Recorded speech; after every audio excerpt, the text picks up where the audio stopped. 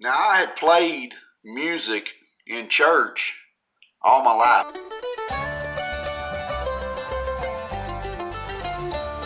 All my life, starting at 9 years old, I played bass guitar and later moved to the drums.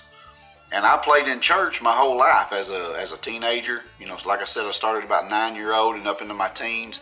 By the time I was 11, I was playing drums for a church choir that went a lot of places. We went all over with different churches, you know, and doing that kind of thing. And I played drums up until I was about 13 with that church. And then as I moved into my teens, I went back to the bass. And then at 16, I met Bob Bethel, the fiddling barber in Greenville, Kentucky, right here in Muhlenberg County. I'd always wanted to play the fiddle. And I'd asked Dad, can I get me a fiddle? And here's what my dad told me. He said, son, you can't play the fiddle. I've already tried. So anyway, finally at 16, went over to Bob's, found the fiddling barber, went over and talked to him. I got a fiddle, and I started taking fiddle lessons from Bob Bethel. Bob was very instrumental in pushing me out of the shadows. He encouraged me to go play. He said, son, you need to go play. You know, go find you some bands, start playing your music. So I started branching out. I played with several different local groups, you know, and we would go and do, you know, from gospel music in churches to just jamming at different places, and started working my way out of those shadows as I got older. Well, I remember we had a little band and we would practice at the church, and this kid one night, now I was at this point I was in my 20s, okay? And this kid's name was Robbie Penley. So Robbie came over that night to jam with us at the church, me and my cousin Larry Shemwell. I believe me and Larry were the only two there that night, and we would get together. Larry played steel guitar, he played lead guitar, he played keyboard.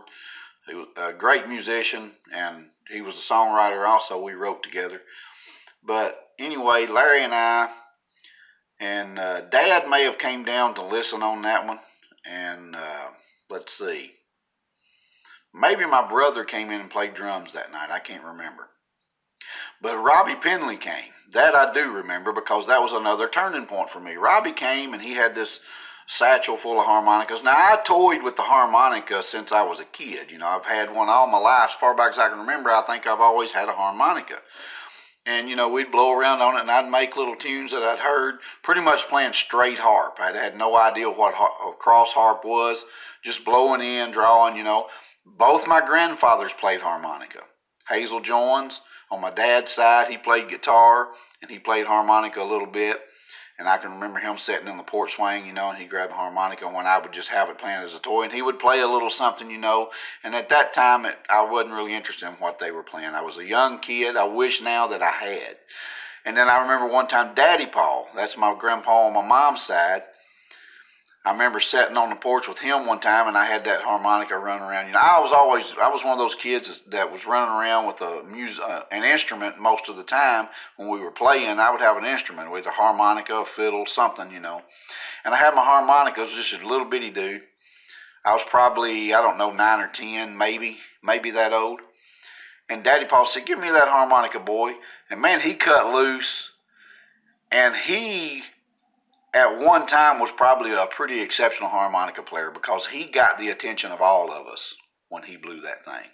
And he said, I used to do this back in my hoboing days. He used to hop the freight train back in his younger days, and he'd go all the way to Florida, and he'd dance in the streets, play the harmonica, and he'd throw money down at his feet, you know, and he'd scoop down and pick it up, never miss a lick, he said. So, but that was pretty much all that I ever heard from either one of them on the harmonica. They never elaborated. They didn't actually keep playing. It was just those two occasions that they had done that. So I was familiar with the harmonica and had one, but I had no clue that the harmonica could be played the way that Robbie Penley showed up and played that night. He was a kid. I bet he wasn't even 12-year-old, maybe 12, maybe 13-year-old at the time. And like I say, I was in my 20s, and he showed up, and man, he set us on fire with his playing. He was awesome, and he's still awesome to this day. So I had a harmonica, and I said, Robbie, where in the world, son, did you learn to play like that? And he said, Roadblock McIlvaine. Roadblock was the local sheriff. So the next day, I paid Mr. McIlvaine a visit.